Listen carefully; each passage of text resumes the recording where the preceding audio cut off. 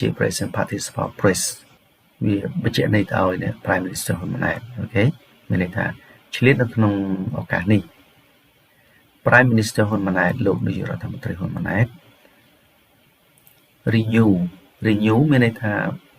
ធ្វើវាសារជាថ្មីម្ដងទៀតណាបើយើងធ្វើកិច្ចការអីបើយើងនិយាយសារជាថ្មីម្ដងទៀត renew his call ដែរ call ពេលនេះសំដៅលើការអំពាវនាវណា call ការអំពាវនាវការស្នើសុំឲ្យមួយណាចឹង renew his call មានន័យថាបានអំពាវនាវបានធ្វើការអំពាវនាវសារជាថ្មីរបស់គាត់អូខេទាំងអស់ហ្នឹងមានន័យថាបានអំពាវនាវសារជាថ្មីរបស់គាត់អញ្ចឹងពាក្យ renew មានន័យថាអំពាវនាវធ្លាប់អំពាវនាវពីមុនម្ដងហើយឥឡូវអំពាវនាវម្ដងទៀតនេះពាក្យ call for សម្រាប់អីគេ the prompt release ការដោះលែងជាបន្ទាន់អញ្ចឹងពាក្យ prompt ពេលហ្នឹងវាជា adjective យើងប្រែថាជាបន្ទាន់ភ្លាម prompt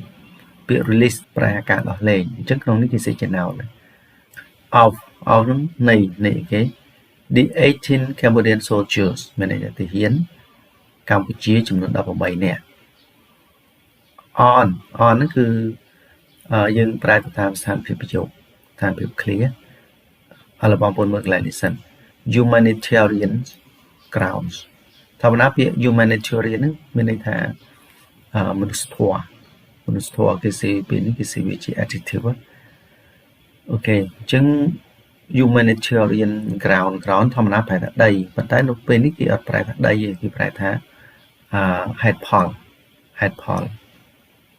ណាហេតុផលអញ្ចឹងហេតុផលមនុស្សធម៌អូខេហេតុផលមនុស្សធម៌នេះ humanitarian grounds មានន័យថាហេតុផលមនុស្សធម៌ហើយក្នុងនោះគេសេថា on humanitarian ground អញ្ចឹងក្នុងយើងប្រែថាលើអី on នោះប្រែនៅលើហេតុផលមនុស្សធម៌អូខេអញ្ចឹងយើងប្រើកន្លែងនេះម្ដងទៀតដើម្បីបងប្អូនយល់គេថាលោកនាយករដ្ឋមន្ត្រីហ៊ុនម៉ាណែតបានធ្វើការអំពាវនាវរបស់គាត់នឹងសារជាថ្មីសម្រាប់ការដោះលែងជាបន្ទាន់ទាហានកម្ពុជា18នាក់គេថាលើហេតុផលមនុស្សធម៌អូខេដោយផ្អែកលើហេតុផលមនុស្សធម៌អញ្ចឹងអនពេលហ្នឹងយើងប្រែថាដោយផ្អែកលើហ្នឹងទៅណាដោយផ្អែកលើហេតុផលមនុស្សធម៌អូខេអញ្ចឹងខ្ញុំបានប្រាប់បងប្អូនពាក្យអនហ្នឹងប្រែច្រើនពាក្យវាពាក្យធម្មតាយើងប្រែថាអន